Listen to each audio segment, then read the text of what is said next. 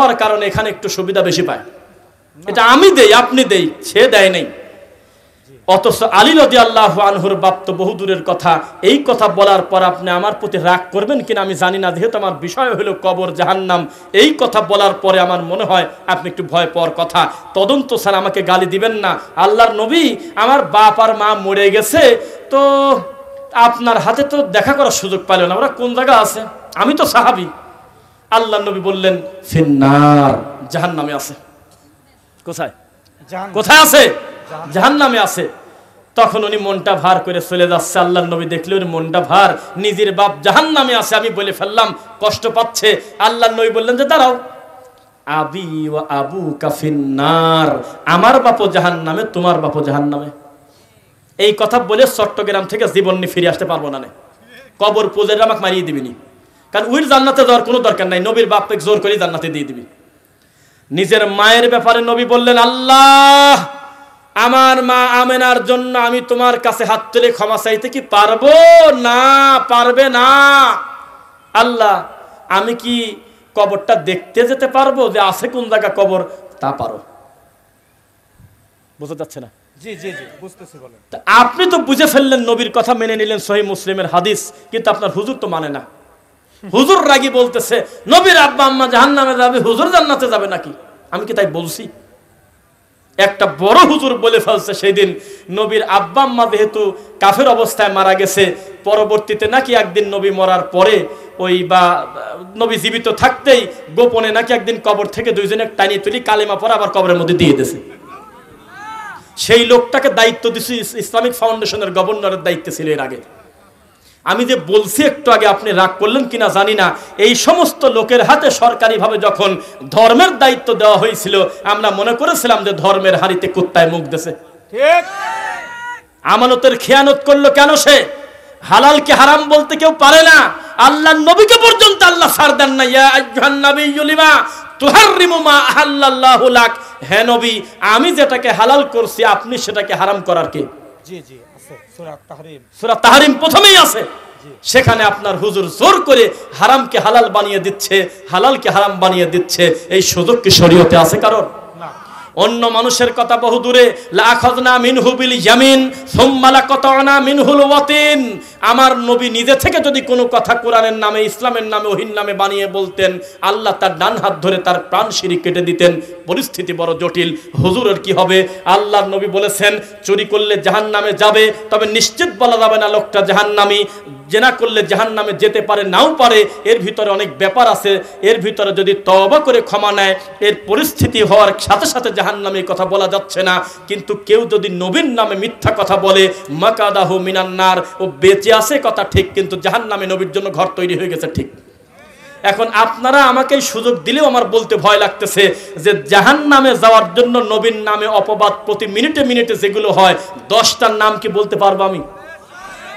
হুজুর বলতেছে, হে আল্লাহ, প্রশংসা সব তোমার, এই জুমার দিনে তোমার শুকরিয়া আদায় করি, আলহামদুলিল্লাহ, এটা ভালো। 2 নম্বরে বলতেছে, হে আল্লাহ, ওই নবীর প্রতি দরুদ পড়তেছি যেই নবীকে সৃষ্টি না করলে আসমান জমিনের কোনো কিছু সৃষ্টি করা হতো না। সবাই বলতেছে সাল্লাল্লাহু আলাইহি ওয়াসাল্লাম, কথাটা সরাসরি সায়নার হাদিস, নবীর হাদিস না। হুজুর বলতেছে, আমার নবী তখনও নবী যখন আদম মাটি আর কাদার ভিতরে ছিল। কুনতু নাবিয়্যান আদামু বাইনাল মাই ওয়াত তিন। হাদিসটা মেড ইন চায়না, মক্কা মদিনাতে নাজিল হয় নাই, নবীর কাছে আসে নাই, মানুষ বানিয়েছে নবীর নামে। এভাবে কি সিরিয়ালে বলতে থাকবো? এটা বলা ঠিক হবে না, এ বিষয় আমার না, আমি খেয়ানত করতে চাই না। আমি আপনাকে কবর আর জাহান্নামের কথা বলতেছি। আল্লাহর কসম, শিরিক করলে জাহান্নামে যাবেন যদি হটকারিতা করে তওবা না করেন। বিদআত করলে আল্লাহর কসম জাহান্নামে যাবেনই যাবেন যদি তওবা না করেন। সুতরাং এখন থেকে আপনি সাবধান হন, রাসূলের বিরোধিতা যাতে না হয়। ভালোবাসা কি পরিমাণ জমে গেলে খ্রিস্টানরা বলতে পারে আমাদের ঈসা নবী এতই ভালো, তিনি হলো আল্লাহর ছেলে, আমাদের মরিয়ম এত ভালো, তিনি হলো আল্লাহর নিজের বউ। আমাদের এই দেশে আমি এখন প্রমাণ করতে পারি আল্লাহর থেকে বেশি মর্যাদা দেয় আমাদের দেশের লোক নবীকে, নবীকে মর্যাদা দেয় সরাসরি আল্লাহর সমান পরিমাণ। এই দেশে রানিং বক্তব্য হচ্ছে আল্লাহর ধন নবীকে দিয়ে, আল্লাহ গেছে গায়েব হয়ে, নবীর ধন খাদা পেয়ে শুয়ে আছে আজমিরে, নবী গেছে গায়েব হয়ে। একটা শ্রোতার পায়ে জুতা ছিল না, একটা শ্রোতা উঠে বলল না হাতটা দিল কোন জায়গারে, এ আল্লাহকে নাই করে দিচ্ছে, পাগলকে ধর। একটা বক্তাকে যদি পিটিয়ে ছেড়ে দিতেন, কোন বেদাতি বক্তা, শিরিক কারনেওয়ালা, কুফরি করা বক্তা এই সিরাজগঞ্জের রোড পর্যন্ত পার হতো না। আরো 10টা বক্তাকে বলে দিত বাপরে বাপ, শয়তানি করলে ওই গ্রামে গেলে মারে। প্রতিবাদ নাই। আমি বলি যে ঠিক কিনা বলেন, কয় ঠিক। আরে বেটা তুমি বুঝো কি কামে ঠিক? বক্তা বলতেছে 1990 সালে আমি রকেটে উঠছি, কয় ঠিক কিনা বলো, কয় হ ঠিক। তো তুই ঠিক বলে কিভাবে? সাবধান, প্রতিটা কথার হিসাব দিতে হবে। মা ইয়ালফিদু মিন কাউলিন ইল্লা লাদাইহি রাকিবুন আতীদ। জবান থেকে যে কথা বের হয় প্রতিটা কথা আল্লাহর কাছে রেকর্ডেড থাকে। এমন কোন কথা বলবেন নাই মিডিয়ার জামানায় যেই কথার কারণে আপনার পরবর্তীতে লজ্জায় পড়তে হয়। সাবধান, সুন্নাহ মানতে পারেন না, চুপ করে থাকেন।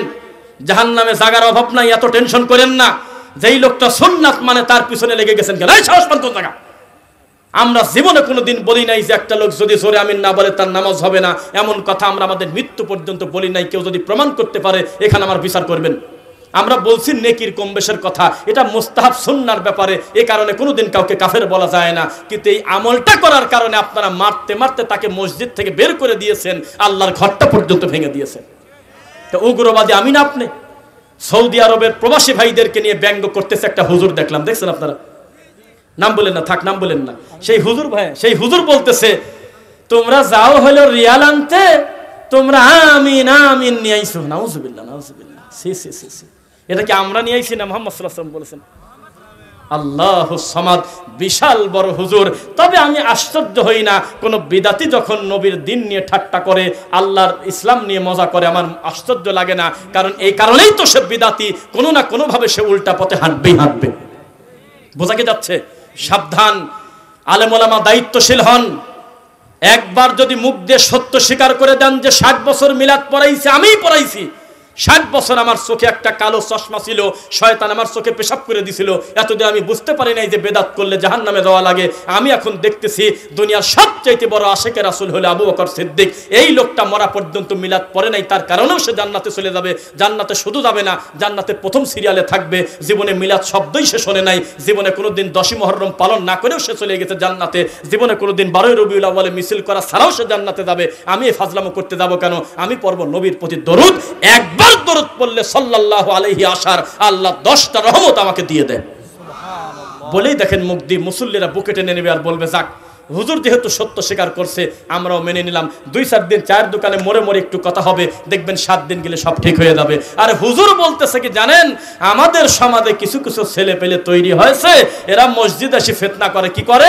ওরা তাবিজ কবজ নেয় না, মিলাদের দাওয়াত দিলে মিলাদ পড়বে যায় না, মৌতি খানা খায় না, তাবিজ কবজ গলায় নেয় না, কবরস্থানে গিয়ে বেদাত করে না। এই কারণে আমাদের সমাজের মুরব্বীরা কিছু ভালো ভালো ছেলেদেরকে গালিগালাজ করে কিনা? সাবধান, প্রতিটা কথার হিসাব হবে, দুঃখ নিয়েন না। একটা কথা বলি, প্রধান আলোচক আসলে আমি শেষ করে দেবো। আমার দিকে সবাই তাকান। আমার মামা মরে গেল কয়দিন আগে, পানিতে ডুবে মরছে। 7 দিন পরে তার লাশ পাইছি আমরা, একবারে ফুলে একেবারে উল্টে যাচ্ছে। তাই 7 দিন পরে পানিতে ডুবে আমার মামা মরে গেছিল। উনি ধান কেটে আসতেছিল নেত্রকোনা না কোথায় থেকে।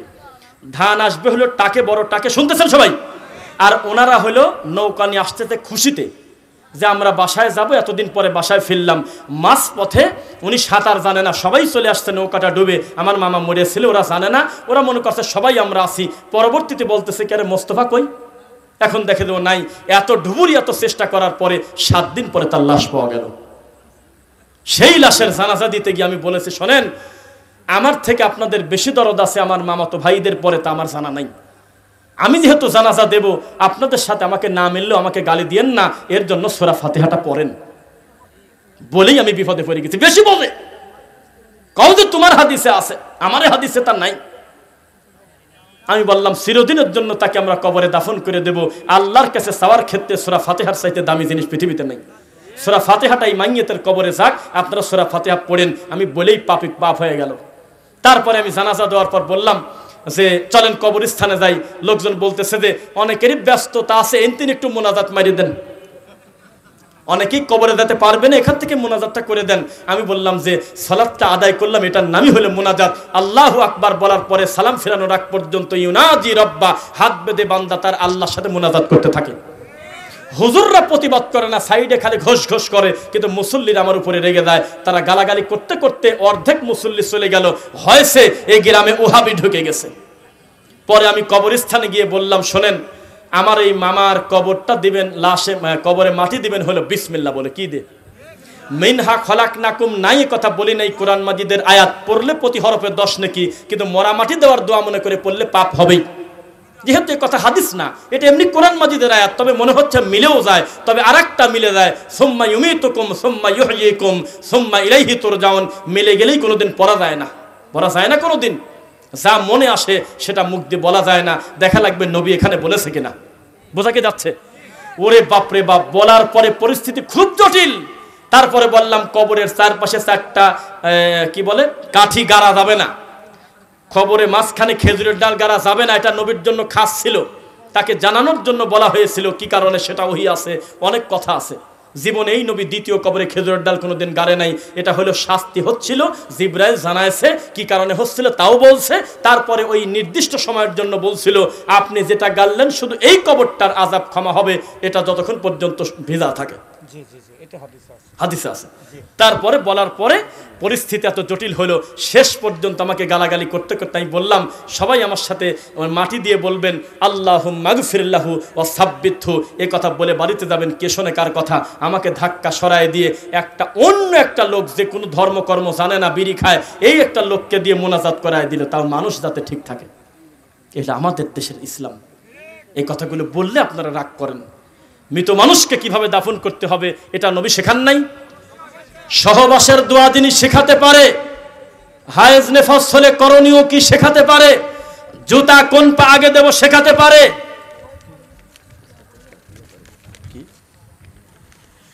ও এটা কোথায়?